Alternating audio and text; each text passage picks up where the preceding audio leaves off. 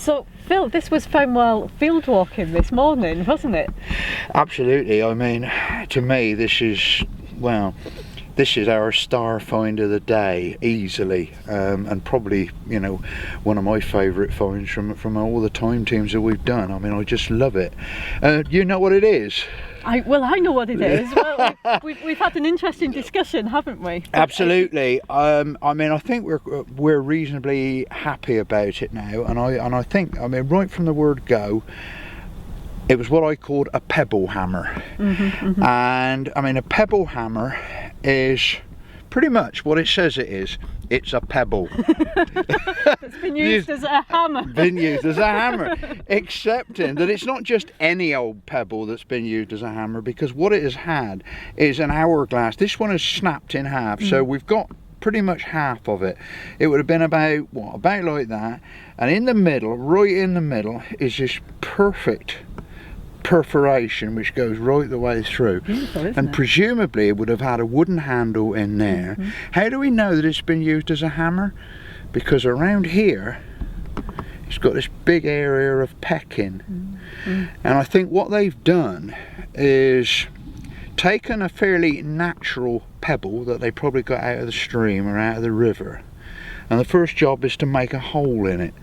And that is probably easier than you think about it, because of course they don't have a metal drills in those days. What they would have done probably was take a small hammerstone and just peck away at the top and reduce the surface to dust to make a little indentation, and then pile in a load of sand, and then get a drill and literally bore their way through to about there, and then you turn it over and you repeat the process, so that what you get is this typical hourglass perforation, is wasting. Now of course this one's been done exceptionally well because they come right the way through, but suppose you start on this side and you come to there, and then when you start on the other side you come to there, and you don't meet up.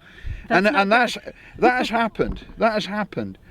How long do you think it would have taken to actually drill through this pebble then? Well, I'm not sure. I mean, I don't really know what this rock is.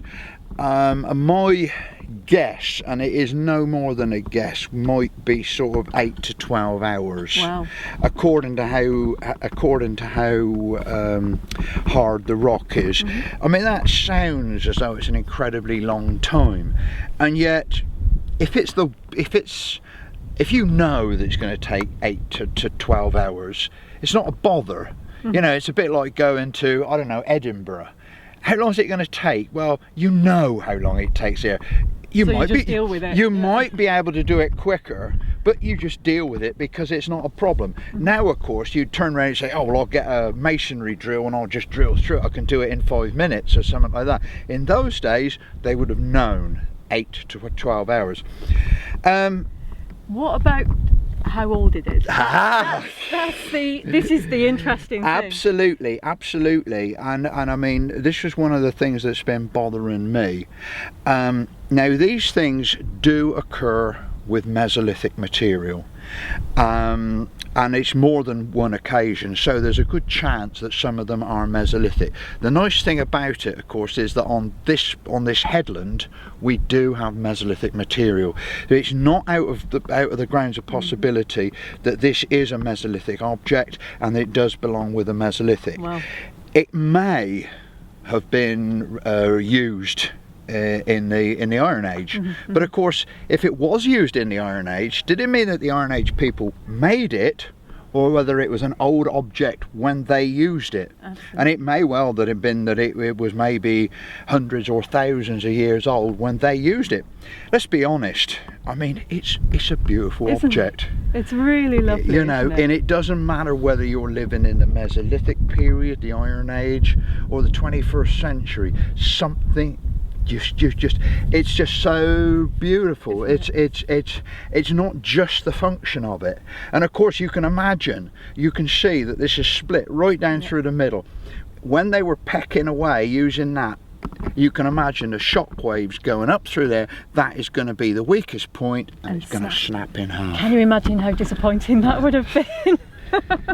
Knowing that you've got to then start on another one, make a new one. But you see, scratch. I happen to know how this was found, and it's one of the sort of classic moments when well, I don't know, were you in the field at the time? I wasn't in the field. field. I was in the field, and I called to one of our diggers because I'd found a few bits of worked flint, and I said, "You haven't got any finds bags, have you?" And he said, "Yeah, I have. I'll bring it over."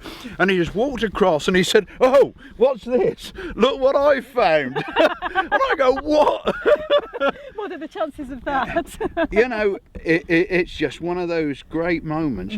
I found one of these many years ago on the Marlborough Downs, just very close to Avebury.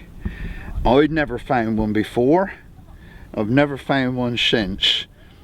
So these things are seriously rare, and they're just lovely objects. So I think this is definitely the find of the day. Apart from the flint microlith, that is. Thank you, Phil. Cheers.